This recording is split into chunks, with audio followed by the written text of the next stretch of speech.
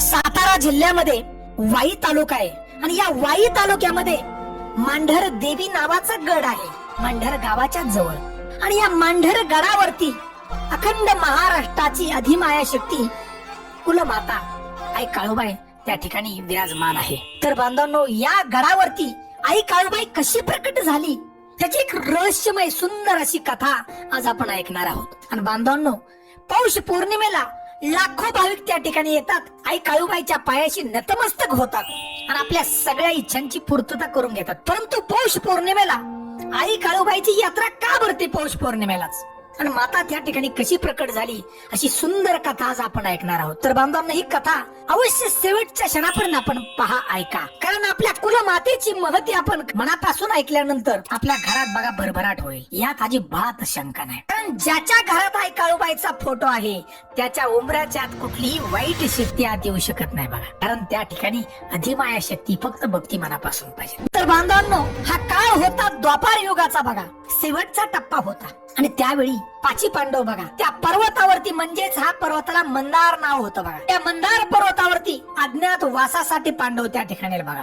अज्ञात वास म्हणजे कोणालाही दिसायचं नाही. आणि त्याच वेळी बघा देवांना काळजी पडली, देवादेव महादेवांना काळजी पडली बघा, की जर पांडव कोणाला दिसले तर पांडवांना परत 12 वर्ष वनवास भोगावा लागेल आणि परत अज्ञातवास. आणि जर पांडव दिसले तर फार मोठं अनिष्ट होईल. आणि त्याच वेळी बघा स्वतः देवादेव महादेव आपलं सैन्य घेऊन त्या परिसरामध्ये आले बघा एका राजाकडे. महादेव आले म्हणजे पार्वती माता तर आलीच बघा, निश्चित असतं. आणि या मंदार पर्वतावरती बघा लाख्यासूर नावाचा एक महाभयंकर राक्षस घोर अशी तपचर्या भगवान शिवशंकराची करत होतो बघा. राक्षस तपचर्या करण्यात फार माहिर.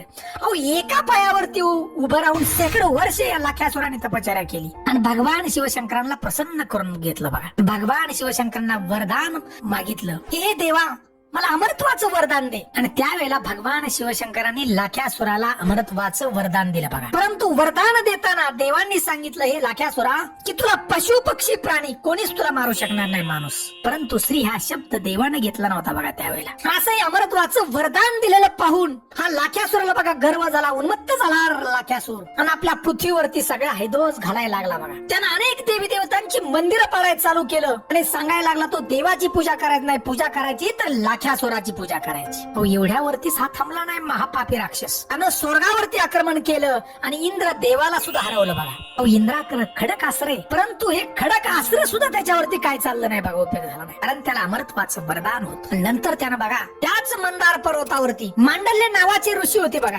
भगवान शिवशंकराची तपश्चर्या करायची बघा. त्या ठिकाणी लाख्यासूर आला.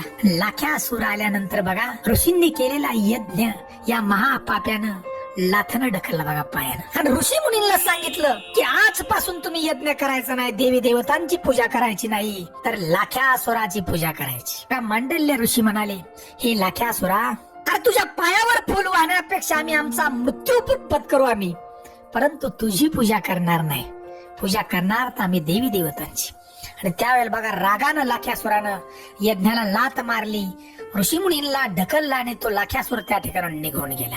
त्याच वेळी बांधवांनो, त्या परिसरामध्ये राहणारे मांडल्य ऋषींचे फार मोठा भक्तगण होता. सगळी लोक त्या ठिकाणी धावून आली आणि मांडल्य ऋषींच्याकडे प्रार्थना करू लागली की ऋषी महाराज, तुम्ही आम्हाला काहीतरी करा आणि वाचवा या लाख्यासुराच्या हातून. त्यावेळेला बघा मांडल्य ऋषी म्हणतात की सृष्टी ज्या परमेश्वरानं निर्माण केली, या सृष्टीला नटवलं, त्या सृष्टीचा नाश भगवंत करणार नाहीत. देव आपल्याला नक्की मदत करतील. की ज्यानं दुःख दिलंय तो अश्रू पुसण्यासाठी नक्की येतो बघा. आणि सत्याचा विजय हा निश्चित होतं. सत्य हे चिरकाल टिकणार आहे. तर आपल्याला शिवशंभोच वाचवतील असं बघा ऋषींनी आपल्या भक्तांना सांगितलं. सगळ्यांनी उपासना चालू करा भगवान शिवशंकराची. आणि त्यावेळी बघा मांडल्य ऋषींनी भगवान शिवशंकराची उपासना चालू केली, तपश्चर्या चालू केली, फार मोठा नंतर यज्ञ केला. आणि त्यावेळी बघा भगवान शिवशंकर प्रसन्न झाले. त्या ठिकाणी मांडल्य ऋषीपाशी स्वतः भगवान शिवशंकर आले, पार्वती माता आली. मांडल्य ऋषींना विचारलं की तुम्हाला काय मागायचा तो वर मागा. मांडल्य ऋषींनी सांगितलं की देवा, आम्हाला त्रास आहे तो या महाभयंकर लाख्यासुरापासून, त्याच्यापासून वाचवा, आम्हाला काहीतरी करा तुम्ही. त्यावेळी बघा देवादेव महादेवांनी सांगितलं की आम्ही तुम्हाला एक असं कवच देतो की हा लाख्यासूर तुम्हाला काहीच करू शकणार नाही, तुमच्या अंगाला शिव सुद्धा शकणार नाही.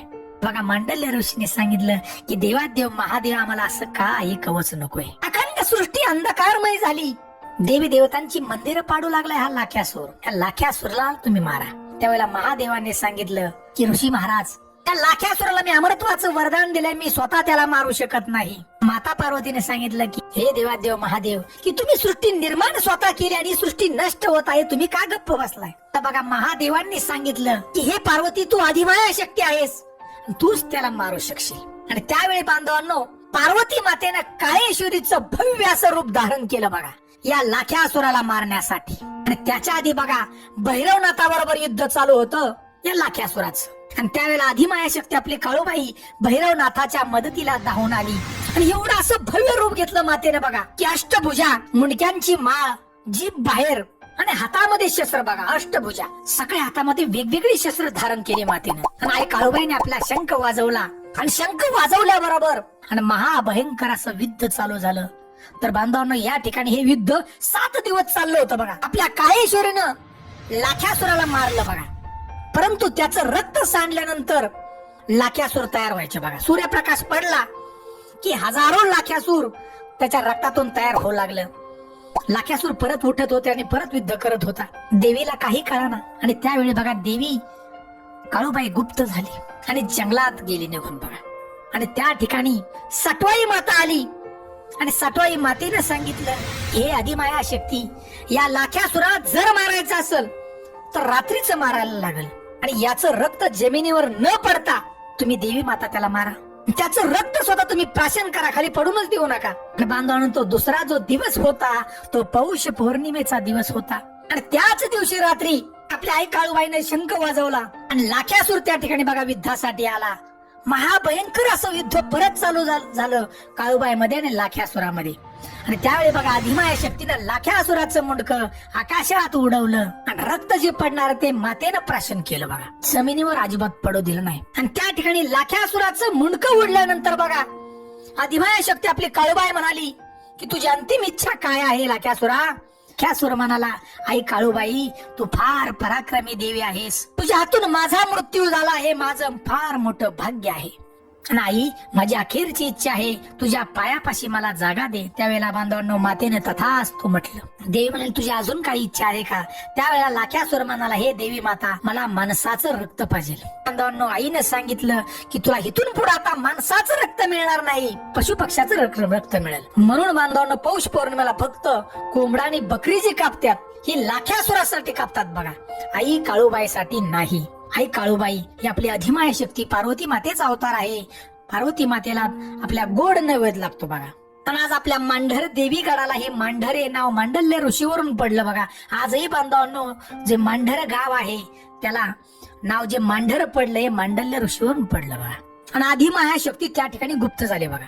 आता जी मूर्ती आहे बांधवांना आई काळूबाईची, ती स्वयंभू मूर्ती आहे बघा. त्या ठिकाणी स्वयंभू मूर्ती, वाघावर बसलेली आपली माता त्या ठिकाणी आहे. पुढे लोकांना कळू लागलं, लोक त्या ठिकाणी येऊ लागली आणि सुंदर असं भव्य मंदिर उभं राहिलं. तर बांधवांना आज असं भव्य मंदिर आहे त्या ठिकाणी बघा. दोन्ही कामाने सगळं नवीन झालेलं काम, अतिशय सुंदर काम त्या ठिकाणी ट्रस्टीने केलं.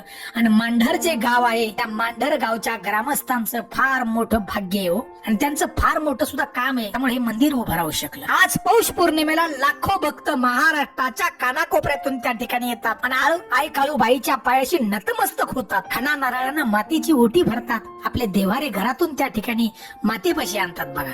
हजारो लोकांच्या अंगामध्ये जे वारं येतं ते आई काळूबाईचा संचार असतो त्या ठिकाणी बघा. लोक त्या ठिकाणी येतात आणि सगळ्या इच्छांची पूर्तता आजही मांढर देवी गडावर मातेच्या पायाची नतमस्तक झाल्यानंतर होते बघा. तर बांधवांनो, फक्त विश्वास पाहिजे. विश्वास जर असेल पण फक्त आई काळूबाईचं जर कुंकू आपल्या माथे असेल, महाराष्ट्राच्या काय देशाच्याच काय जगाच्या कानाकोपऱ्यात असेल तुम्ही, ज्या ठिकाणी तुम्हाला संकट येईल त्या ठिकाणी माता धावून येईल आणि तुम्हाला मदत करेल, या तीळ मात्र अजिबात शंका नाही बघा. कुठे असू द्या तुम्ही. म्हणून आपण बांधवांना आपली कुलमाता असेल तर आपण वर्षातून एकदा तरी या काळूबाईच्या दर्शनासाठी नक्की जा. वर्षातून एकदा तरी बघा, नतमस्तक व्हा त्या ठिकाणी बघा. आपल्या मुलांना घरातल्या नक्की गोष्टी सांगा या सगळी कथा की आई काळूबाई आपली ग्रामदैवत आहे, आपली कुलमाता आहे. पण आपल्या वर्षातून एकदा तिथं गेलं पाहिजे बाबा, ही वाटचाल चालू ठेवा. कारण जीवनातली संकट जर दूर करायची असतील तर आपण कुलमातेला वर्षातून एकदा जावंच लागतं. तर आपल्या सगळ्या इच्छांची पूर्तता होते, घरात कुठलीही अडचण येत नाही बघा. घरातल्या वाईट शक्तीला बाहेरचं रोखायचं असेल तर आई काळूबाईचा फोटो आपल्या घरात नक्की लावा. आणि वर्षातून काळूबाईला नक्की जा. तर बांधवांना सुंदर अशी आपल्या आई काळूबाईची ही सुंदर कथा आपल्याला जर आवडली असेल तर आमच्या चॅनल एकदा नक्की लाईक करावा. चॅनलवरती प्रथम असाल तर नक्की सबस्क्राईब करा. आम्हाला कमेंट म्हणून काळूबाई मातेचा उदो उदो अशी आम्हाला एक कमेंट नक्की द्या बघा. जय हिंद जय भारत.